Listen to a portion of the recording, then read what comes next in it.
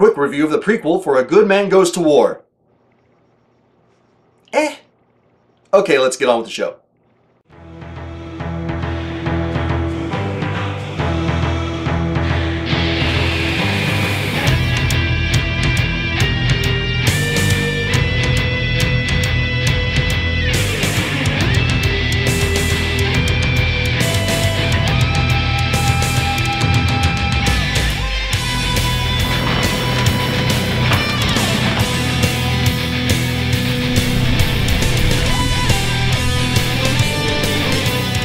Hello everyone, I'm Papa Kenn and welcome to episode 63 of Discovering Doctor Who. It is time for the mid-season finale of season 6/series 6, and it is A Good Man Goes to War. And yeah, seriously, the prequel, it really wasn't even necessary. I mean, yeah, it introduced us to the blue guy and the Headless Monks, but even then, it's like we didn't really know they were the Headless Monks until I watched the actual episode, so whatever. Anyway, yeah, heck of an episode that this was. You all already saw my reaction video. If you haven't, you can go check out the reaction video here. Let's get right into it with my favorite parts of this episode, starting with, and I'm just going to go ahead and apologize for the way this is going to appear on your screen and the way it comes out of my mouth. That over-the-top intro, though! Holy crap! Okay. I probably just burst out your eardrums, I'm sorry. But seriously, that introduction with Rory going to the Cybermen and like all of their stations blowing up, that was just, it was so over the top. But so very perfect. I absolutely loved that entire segment. It was just absolutely glorious. And Rory, I mean, whether he's in the Centurion outfit or not, I mean, it definitely helped, don't get me wrong, but he has definitely proven himself to be a badass in this episode, which actually, that brings me to the part, you know, my second favorite part of this episode, Rory. Badass. That's all I gotta say. Badass. Well, that and, you know, a crying Centurion holding a baby. It's pretty cool. Oh, to go back real quick to the introduction, where they, like, basically everything that's happening with Amy saying what she is to baby Melody, just all of that, again, just made it such a perfect over-the-top intro. Probably just the flat-out best part of the entire episode. But I will touch more on what I think about it later. Let's move on to my third favorite part of this episode, which would be the Doctor. This, I guess you could say actually Matt Smith specifically, but just the Doctor in general, this was a great episode. Like, you know, we've gotten to see the Doctor's rage before. We've gotten to see, you know, the Doctor get angry and get emotional, but there was just something about this episode, I'm assuming the way Matt Smith portrayed it, it was just amazing. And yes, that anger, that rage did come back to bite him. And I don't know, I just really like that. And the way the anger was portrayed, just the determination, and the way he confronted River Song at the end, oh. And of course, you know, we know how that all ended up. But it was just so good. Really enjoyed the Doctor in this episode, especially when he was talking to the bad guys, which I will be touching on again later. Now, my fourth favorite part of this episode was the Allies, specifically Madame Vastra, Jenny Flint, and Colonel Strax, or Commander Strax? Strax, basically. I absolutely love those three. Like, their little introductions were really cool. I liked how, you know, in a very short amount of time, we learned the relationship of Madame Vastra and Jenny, which, you know, I just thought they were partners, or like Jenny was her mate or whatever, but apparently they're in a relationship, which is awesome. And then Strax is just, I don't know, there's just something about him. He's the kind of comedy relief that could very easily go overboard and just become stupid and unnecessarily silly, like, oh, I don't know, Jar Jar Binks, among other things. But just the way they did that character, the way the character was portrayed, and the way it was used was just so good in this episode. That and all three of them were pretty awesome, let's face it. It's like, you know, although Strax got gunned down, you know, just all three of them being warriors fighting was just really, really cool. Alright, moving on from there, my fifth favorite part of this episode was Melody's Ganger. And just how friggin' traumatizing. Well, obviously, you know, they're acting and everything, so it's not actually traumatizing, but just in your mind, it's like you get enveloped into these characters and you can only imagine the kind of trauma that Amy goes through the moment that baby just turns into that liquid flesh. Oh my god, that was just so messed up. And Karen Gillan did an amazing job of portraying just like that shocked horror and just how, like, I don't even know how to describe it. It was so well done and just such a, it was a really interesting, and it blew me away. Like, well, when it was revealed, before that moment actually happened where the baby turned to liquid flesh, and, you know, I basically, like, you know, on screen, the doctor is figuring out. And it's like, what? If you watch the reaction video, I basically realized at the same time, and I was just like, no! Ah! You know what I'm trying to say. Anyway, my sixth and final favorite part of this episode was the big reveal.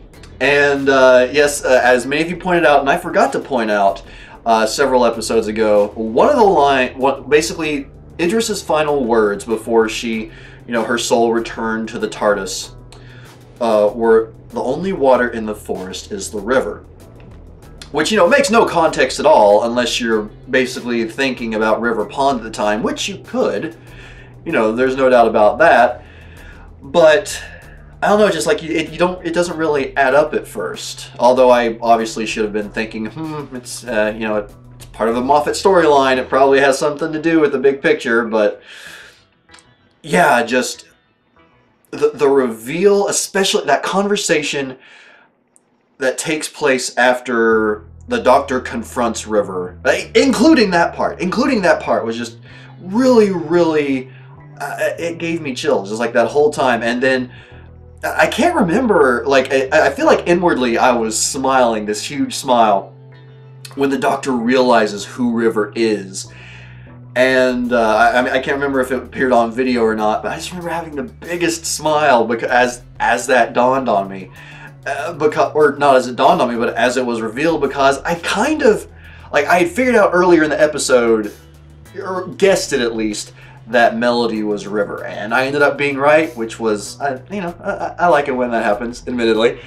But yeah, just the reveal there, while in my opinion not, strangely not the biggest moment of this episode, was really good and a part I really enjoyed it overall.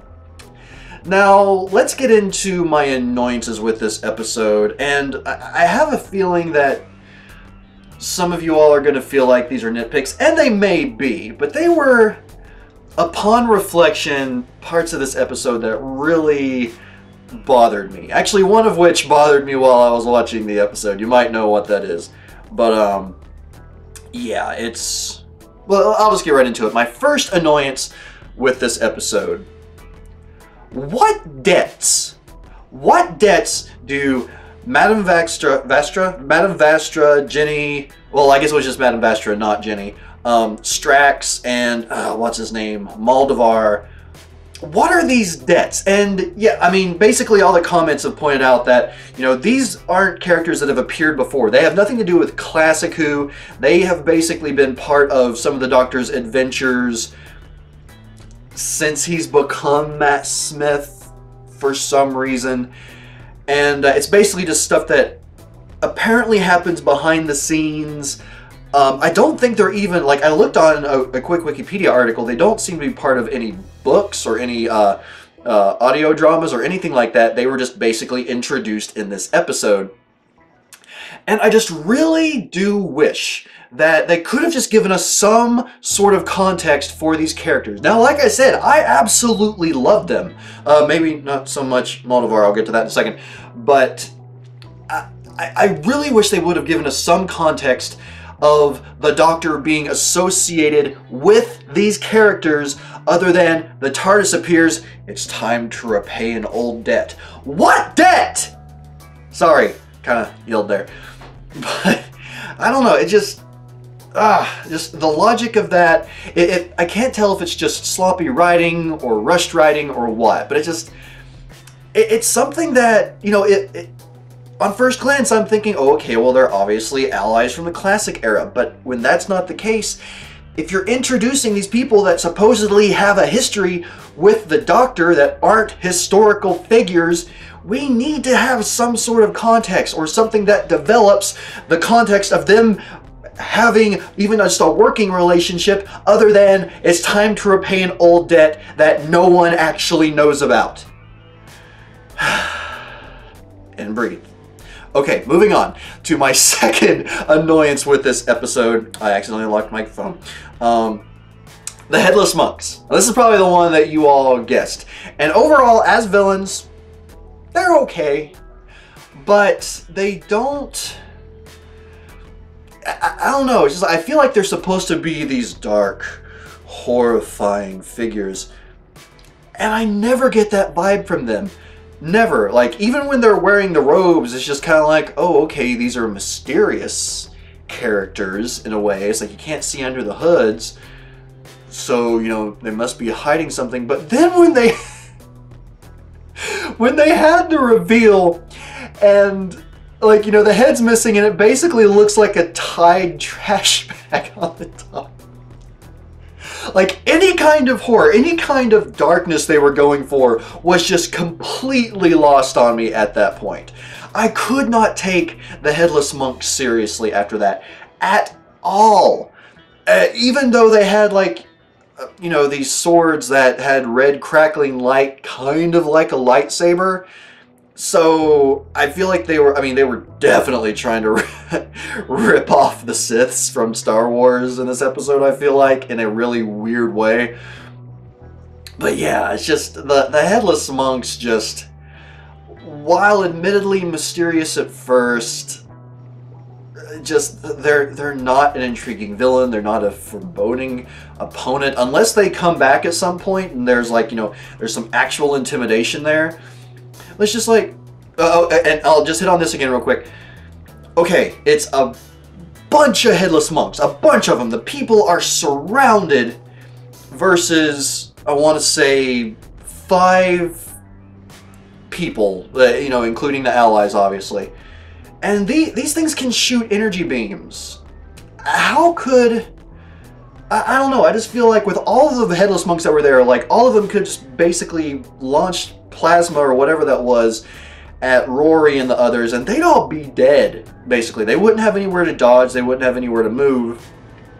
I don't know. It's just, like, again, the Headless Monks just, they just didn't do it for me. Now, moving on, my third annoyance with this episode, Dorian Maldonado. While a funny character, I kind of liked him throughout the episode, he was in the end just pointless. He was really unnecessary. One of the commenters said that there was a rumor that originally Moldovar's role was supposed to be filled by Jack Harkness, but apparently, oh no, I'm forgetting the actor's name. I'm so sorry. I'm so sorry. I love that actor, and for some reason his name just isn't coming to me. But basically, he was busy at the time, and so he wasn't able to do it. So they filled in with this blue guy, and I don't know, other than just being kind of funny, it's like, you know, the way he goes out, he goes forward, just kind of like, these people know me, they're not gonna hurt me. I mean, yeah, I betrayed them, but... And as I said during the reaction video, I absolutely hate it when anything, a movie, a TV show, I don't think many books do that, thankfully, But whenever there's that whole, oh, well, these people trust me, they know me, they won't hurt me, and then the person immediately gets killed, that's one of the most annoying tropes for me. It's right up there, not quite as high, but it's almost right up there with the unnecessary, you know, hero sacrifice, basically. I cannot stand that. But moving on from there, yeah, I didn't care for the big blue guy. My fourth annoyance with this episode was that Lana Bucket, like, from my perspective, now let me know if you disagree, I'm sure some of you probably will, but from my perspective, Lana Bucket basically existed to confirm Idris's final words.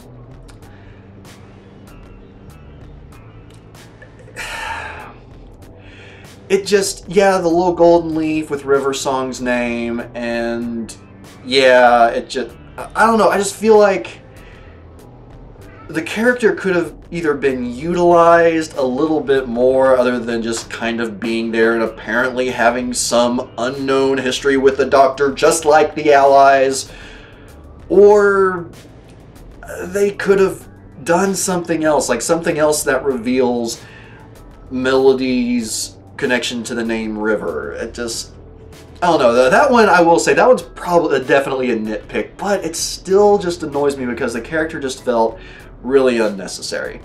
Now, my fifth and final annoyance with this episode is that the Doctor's anger isn't new. Now, he confronts one of the bad guys. I'm really bad with names, if you all haven't noticed. But he confronts one of the bad guys and basically says, "Oh, I'm angry. That's new." It's not new. We've seen the Doctor angry a lot of times. Maybe not specifically that angry, which is debatable at the very least.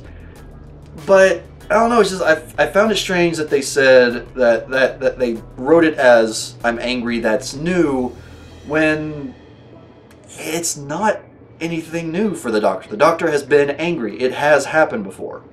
I don't know. But anyway, moving on from there, again, let me know your all's favorite parts about this episode and your annoyances, because I know they probably differ from mine. Let me know if you disagree with any of my, you know, pluses or minuses. You know, I always love to hear, like, you know, what you all have to say about that, whether we agree or disagree. Now, moving on to my song of the episode. The songs of this episode were really good. I mean, overall, just really good. Not the best, in my opinion, but they were overall really good, which definitely made it a little bit hard to pick just one song. But I did choose one, and my song of the episode is "Tell Me Who You Are," because and what catches me is it starts out in this very, like, you know, this very dark and confusing tone. It's just kind of like, and then it starts working its way out and sort of like smoothing out, and then it becomes this melodic piece that starts mixing with the Doctor's theme, and it's just so good. So yeah, that's my song of the episode, but the others having to do with this episode were just as good. Well, almost just as good in my opinion.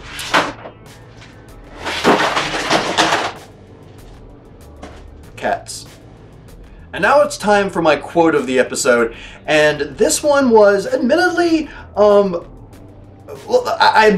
not even a quote, but quotes, two quotes, and they were really hard to choose from because this entire episode had a lot of really good, very quotable moments. So, like, whittling it down to even these two was incredibly difficult. But the two I chose are for very different reasons. The first of which is because it made me laugh a lot.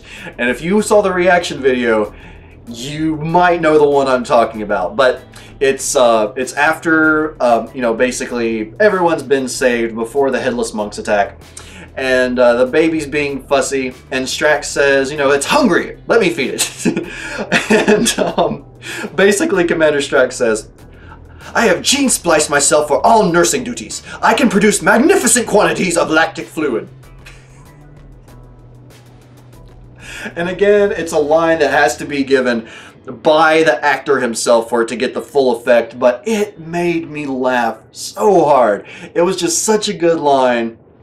So well delivered, and I honestly can't imagine that one line didn't take them at least 3 takes to do without the actor cracking up or without someone cracking up while it was being said. I can't imagine that.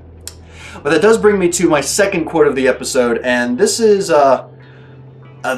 just one of several that gave me chills. But I would say that this quote by itself from the Doctor definitely gave me just the biggest chills, despite the fact that it is associated with one of my annoyances because of the feeling it gives, because of those feels. And the quote is this: "No, Colonel Manton, I want you to tell your men to run away. Those words, run away. I want you to be famous for those exact words. I want people to call you Colonel Runaway.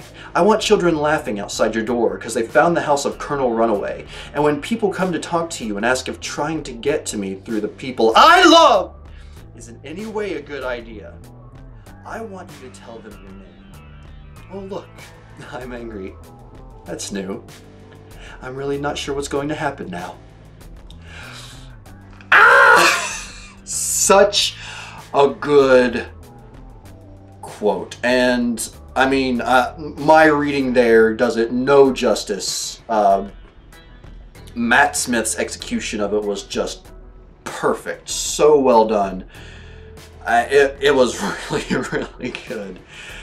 So yeah, just a great quote. Now, as I said, this episode had so many good quotable lines. Please do let me know what some of your favorite quotes were for this episode, because I would like to know if you all think that there are some other lines out there that like surpass the ones I picked, because Lord knows I may just be biased because of the way it makes, some of these lines made me feel or how much they made me laugh. Now, moving on before we close out here, my overall thoughts on this particular episode. I really liked it. That's the honest truth. I really did like it. Now, I as you could tell, I definitely had some issues. I definitely had some annoyances that really bugged me.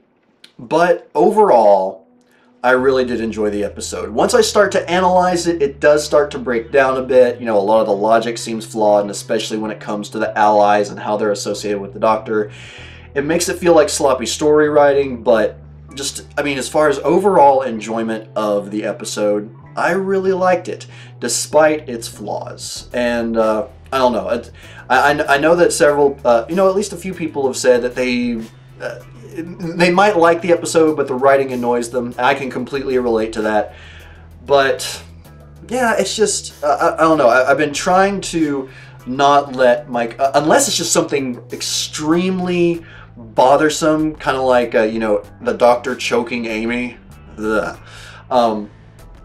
There's just, certain aspects that, as long as the episode is good and entertaining and overall strong, I feel like even a lot of annoyances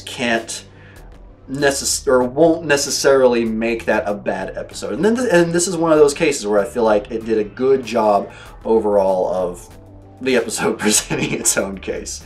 Now, moving on from there, I do have a question, and it's not actually associated with the show Doctor Who. I couldn't really think of any good questions, other than some I've already repeated, like, even though we kind of know the name of the eye patch lady now, it's like, I'm still kind of curious, like, what her actual purpose is, other than trying to kill the Doctor. But, that's for another day. But my question for this episode, and it's a serious question to all of you out there, especially any of you that do, any shows related to Doctor Who here on YouTube. Skip past it. Now, do any of you have tips for reaction videos on YouTube without copyright flags? Now, I do plan on recording a reaction to Let's Kill Hitler, the upcoming episode.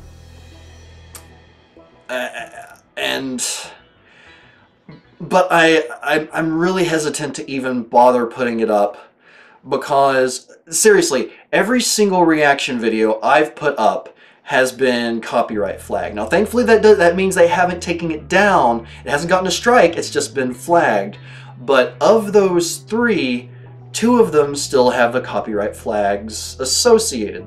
The first one that went up had its flag for the full 30 days until I guess the people just ignored the dispute and it went away. The second one, my dispute got rejected, so it's, basically if I want to dispute it anymore, I'd have to go to court or, pursue legal action, and God knows I don't have the money for that. And this third one is like, I pretty much expect it, unless they do reject my dispute, that it's going to last the full 30 days, where they will accrue any monetization that the video might get. But it's just, I know you all really like those reaction videos, and honestly, it is enjoyable to see my reaction afterward, just to kind of, basically just see my own reactions to the episodes. But if it's going to keep building up more and more flags against me, more and more, these copyright issues, where as far as fair use goes, it being part of this Discovering Doctor Who review series, I'm completely, legitimate as far as fair use goes, because, well, for one, there's no video footage being shown. Yes, there is audio, but, if there's no audio, how else are you all going to be able to tell what I'm reacting to? But yeah, anyway, if any of you all can provide some tips for that, to help me out with that, I would really, really appreciate it. It's just something that, despite me knowing you all, or a lot of people enjoy the reaction videos, it's just something that really makes me not want to do them anymore, because I feel like it's not worth the hassle in the end. And I don't know, I hate to feel that way, especially when the community of everyone going along with Discovering Doctor Who has been so great that, just the automatic YouTube flags and all that crap have to be a hindrance against it, basically. But, moving on from there, again, everyone, if you can help me with that, thank you very much. The next coming episode is going to be on Let's Kill Hitler. Although, before I do that, I am going to tackle a little... It's not the prequel. The prequel is going to be associated with Let's Kill Hitler. But before that, I am going to cover the minisode, The Battle of Demon's Run, 2 days later. And I was told about this one. Basically, it has to do with the 3 allies. So I'm really looking forward to seeing what happens there. Apparently, Strax doesn't die, which is cool with me, because I loved him. But yeah, so coming up next, you'll be able to see, or you'll be getting my minisode review for that, and then afterward, either a reaction video for Let's Kill Hitler, or you'll get sort of a combination, depending on what I decide to go with. But anyway, everyone, thank you very much for joining me for this slightly longer than usual episode of Discovering Doctor Who. If any episode is worth it, though, I feel like this one is worth the extra time. And everyone, I will see you next time on the next Discovering Doctor Who. And until then, Alonzi!